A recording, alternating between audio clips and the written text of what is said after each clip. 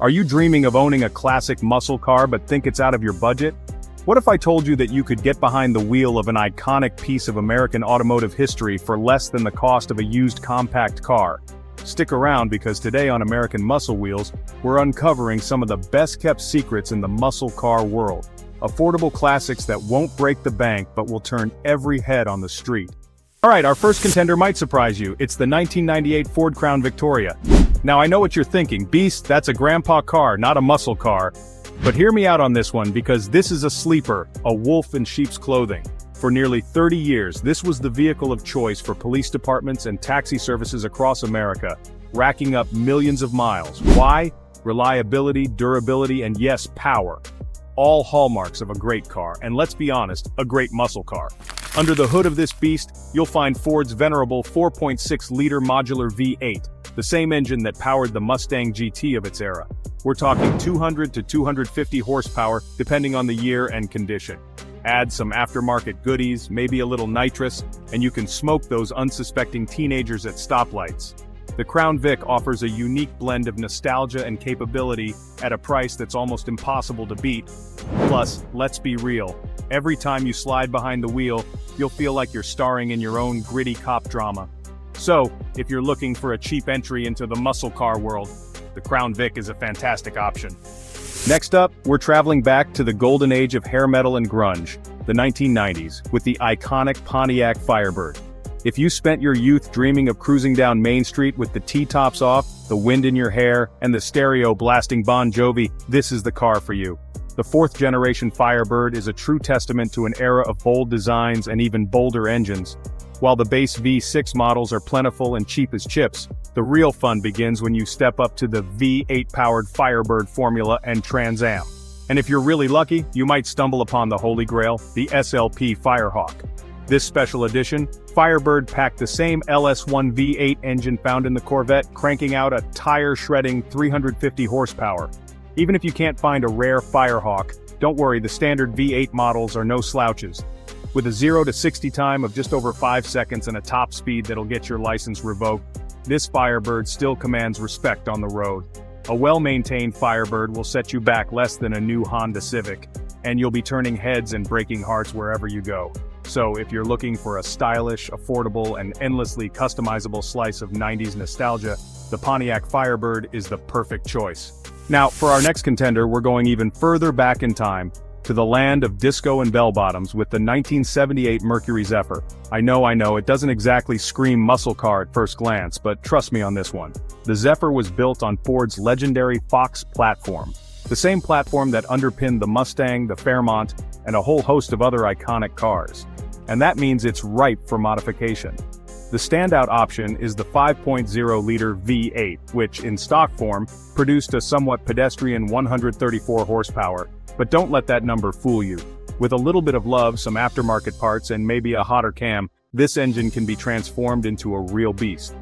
But the Zephyr's appeal goes beyond its hidden performance potential. It's also got style, albeit a quirky, understated kind of style. And the best part, because it's not a highly sought-after collector's item, you can find these Zephyrs for a song. So, if you're looking for a project car that's affordable, unique, and packed with potential, the Mercury Zephyr is definitely worth considering. Alright, for our next contender, we're jumping back to the turn of the millennium with the 2000 Chevrolet Monte Carlo. Now I know what you're thinking. Beast, that's a front-wheel drive family car, not a muscle car. And you're right, the 6th generation Monte Carlo did ditch its rear-wheel drive roots, but don't write it off just yet because this car has a secret weapon, NASCAR heritage. The Monte Carlo was a dominant force in NASCAR during the late 90s and early 2000s. Chevrolet wanted to inject some of that racing pedigree into its street-legal counterpart.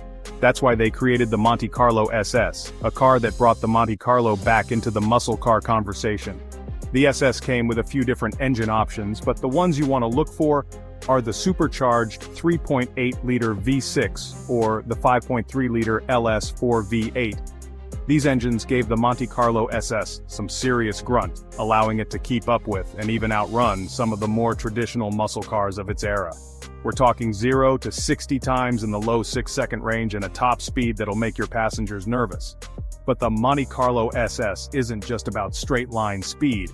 It's also a surprisingly comfortable and well-rounded car. And the best part?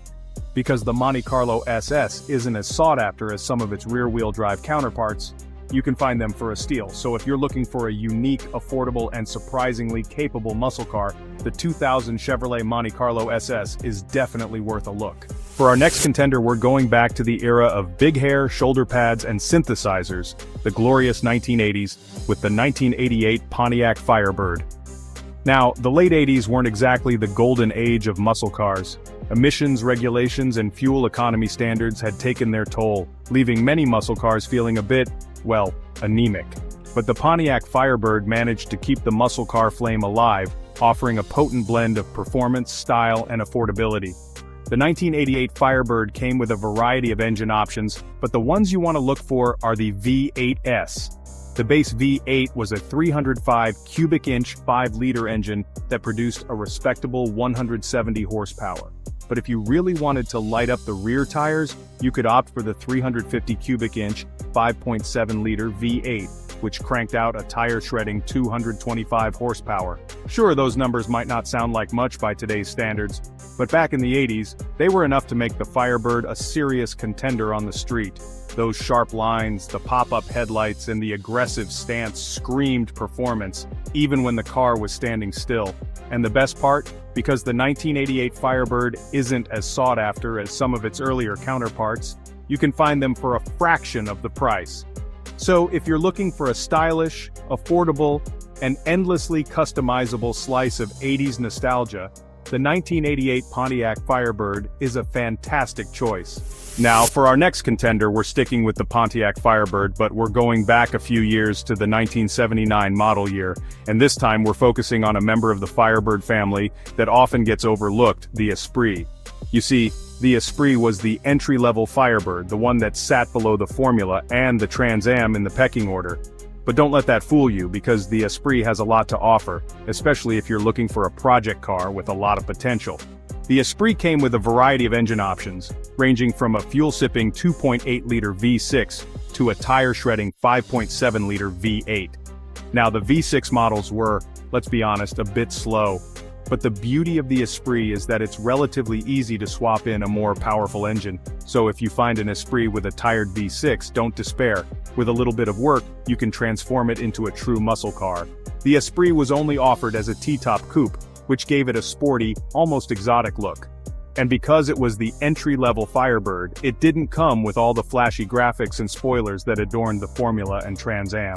And the best part, because the Esprit is often overlooked by collectors, you can find them for a fraction of the price of a Formula or Trans Am. So if you're looking for a unique, affordable, and endlessly customizable project car, the 1979 Pontiac Firebird Esprit is definitely worth considering. And finally, we come to our last contender, a car that needs no introduction, the 1988 Chevrolet Camaro. The Camaro and the Firebird were locked in an epic battle for muscle car supremacy throughout the 1980s, and the 1988 model year was no different. The Camaro offered a potent blend of performance, style, and affordability that made it a hit with enthusiasts of all ages. The 1988 Camaro came with a variety of engine options, but the one you really wanted was the 5.7-liter V8. This engine was essentially a carryover from the previous generation Camaro, but it received a few updates that bumped its output to a respectable 230 horsepower. That was enough to propel the Camaro from 0 to 60 miles per hour in around 6.5 seconds and onto a top speed of just under 150 miles per hour. Not too shabby for a car that you could buy for the price of a new Toyota Corolla. The third-generation Camaro is widely considered to be one of the best-looking Camaros ever made, and for good reason. And the best part? Because the 1988 Camaro is such a common car, you can find them for sale just about anywhere. So if you're looking for a stylish, affordable, and endlessly customizable muscle car, the 1988 Chevrolet Camaro is a great option. So, there you have it folks, our rundown of the top 7 cheapest muscle cars you can buy right now. From the unexpected sleeper Crown Vic to the iconic Pontiac Firebird, these cars prove that you don't need a trust fund to experience the thrill of American muscle. So, which one of these bad boys is going to be your next project car? Let me know in the comments below. And hey, while you're down there, don't forget to hit that like button and subscribe to the channel if you haven't already. We've got tons of great content coming your way, from car reviews and comparisons to maintenance tips and project car updates. Thanks for watching, and I'll see you in the next one.